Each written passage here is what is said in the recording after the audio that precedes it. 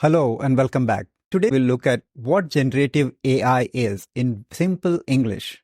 We'll also explore why generative AI is a big deal. Generative AI is a text generator, right? Then what's the big deal about it? Yes, it's a text generator, but it's much, much more. It's huge.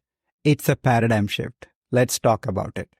Hi, I'm Nandan Mulakara with Bot Nirvana. We are a supportive community with premium resources to help you in your AI transformation journey.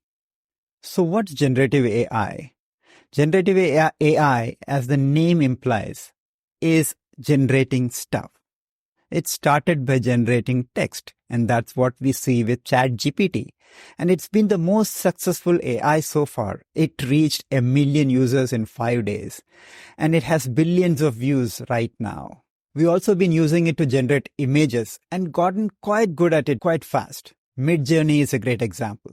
We are now moving on to videos. Sora from OpenAI is an example of where we will go with videos soon. So you see the trend. We've gone from one stuff to another stuff to generate newer things. We are starting to generate stuff that will have profound implications, from code to music to educational content and more. And these models, which are being used for general purpose generation, are called foundational models. And these foundational models are trained with a vast amount of data, unsupervised data from the internet. And they learn from this data and can transfer this intelligence to a wide variety of tasks. And since this is adaptable to a wide range of use cases, these class of models are being called a general purpose AI, and that's a big deal. You see, so far, what we have been doing is instructing the computer exactly what it needs to be doing. We started with rule-based AI, which was basically defining a set of rules, and so AI would spit out an output based on the rules. And then we figured that we could give the computer lots of data, and then it could figure out the patterns and solve problems for us. But still we were giving it specific data, for example, fraud detection, and then it would solve the problem of fraud detection. And we would largely know what the outputs of the AI would be. And fast forward to today, we have a general purpose AI, which is more intelligent than humans in some of the areas already. So now we are at a fork in the road, where earlier we were telling the computer exactly what it needs to do, and we had predictive outputs. To now, we are at a stage where we would give the computer a general purpose intelligence and input, and we are not quite sure what the output is. This is a paradigm shift. This is completely new. And it is a stage where instead of instructing the computers, we have to start to learn to work with the computers. So that's one paradigm shift we are seeing. And the other thing we need to be aware of is that the pace of this technology is exponential.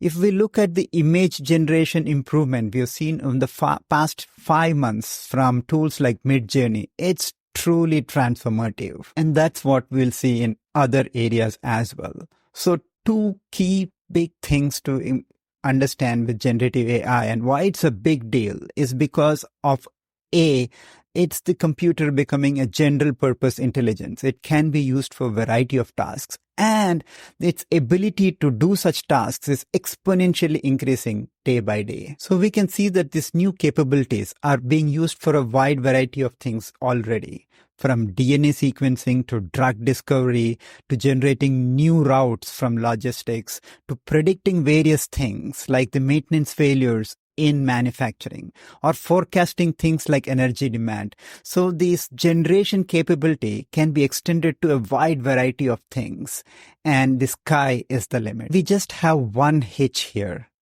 This is a general purpose intelligence, an intelligence which is almost equal to human intelligence in many levels.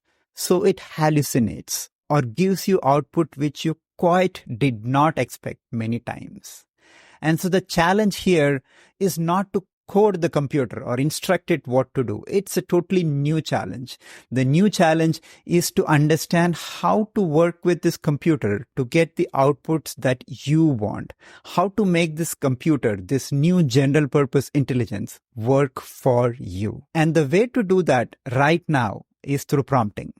And it's going to change. It's going to change rapidly. The computer is going to get better at understanding what people are going to say, and prompting can evolve into new things. But right now it is prompts. So we have seen that generative AI is generating stuff in plain English. It's gotten better at it, though. It's getting better at generating newer and newer stuff, as we saw drug discovery to forecasting new routes.